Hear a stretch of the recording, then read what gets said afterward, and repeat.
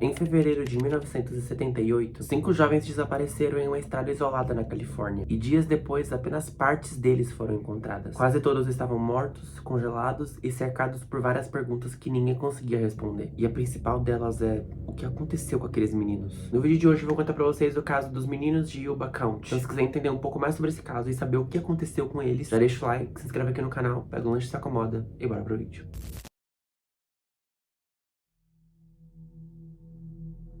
Todos os 5 meninos se conheciam e eram muito próximos, porque todos eles fizeram parte da mesma instituição, que ajudava pessoas com problemas mentais. Eram eles: Ted Welher, de 32 anos, ele era um ex-zelador, também era o mais velho do grupo, e ele era conhecido por adorar fazer amigos. Inclusive, ele era bem próximo do membro mais novo do grupo, o Jack Hunt. O Ted, ele tinha uma certa deficiência no seu bom senso básico. Segundo o irmão dele, uma vez ele gastou $100 em lápis sem motivo nenhum. Além disso, ele sempre questionava instruções simples e não assimilava muito bem a realidade. Então ele foi diagnosticado com esquizofrenia. Jack Hoyt, de 24 anos, era o mais novo entre eles, e o que tinha a condição mais acentuada entre os 5. Ele não sabia escrever nem ler, era bem tímido e tinha problemas graves de fala e dificuldades até para discar um telefone. Ele era totalmente dependente de sua mãe, e do Ted Welher. Bill Starling, de 29 anos, ele trabalhou na base aérea de Bale, como lavador de pratos na década de 70, mas ele acabou saindo devido às torturas, e os outros aviadores submetiam ele, como embriagar ele para roubar o dinheiro, ou trancar ele em algum lugar por vários dias. Jack Madruga, de 30 anos, ele trabalhou como lavador de pratos, na empresa Some Sweet Growers. Apesar dele possuir um leve atraso mental, ele conseguia administrar muito bem o seu dinheiro, e Gary Matias e ele eram os únicos com carteira de motorista. Por fim, Gary Dale Matias, de 25 anos. Ele por si só teve uma vida diferente dos outros. Ele era vocalista de uma banda local, jogou futebol no fim dos anos 60, e no início da década de 70 ele serviu no exército, e lá ele teria desenvolvido graves problemas com drogas, e ao longo dos anos acabou sendo diagnosticado com esquizofrenia. E apesar de todo o tratamento durante as crises, ele tinha um comportamento muito violento, e chegou a ser preso 2 vezes por agressão.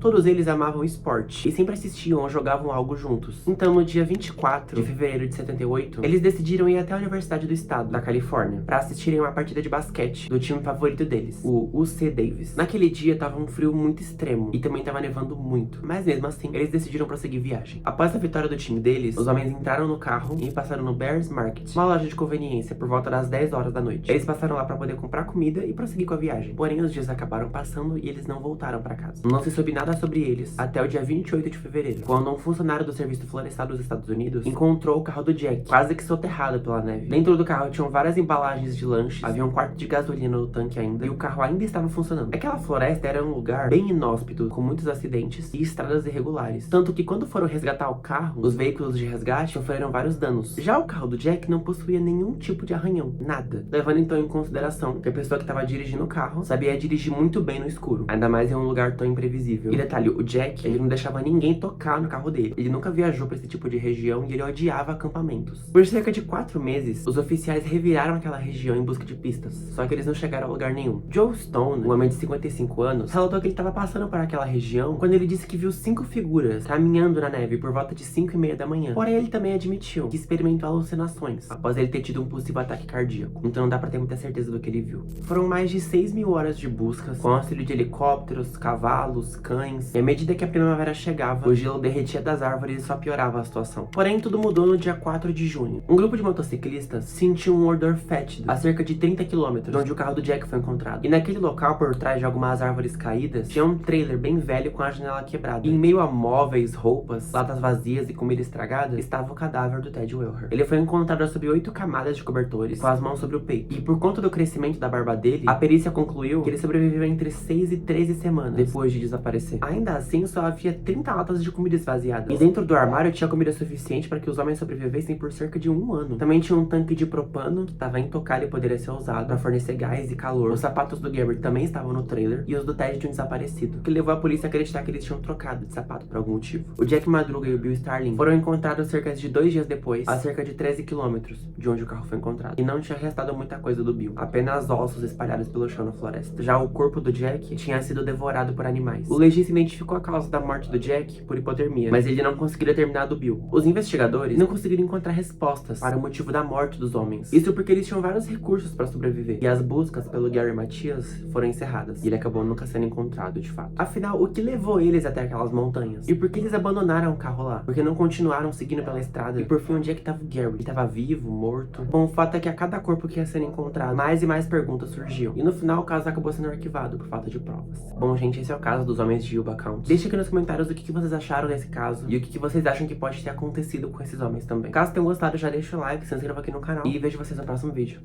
Falou!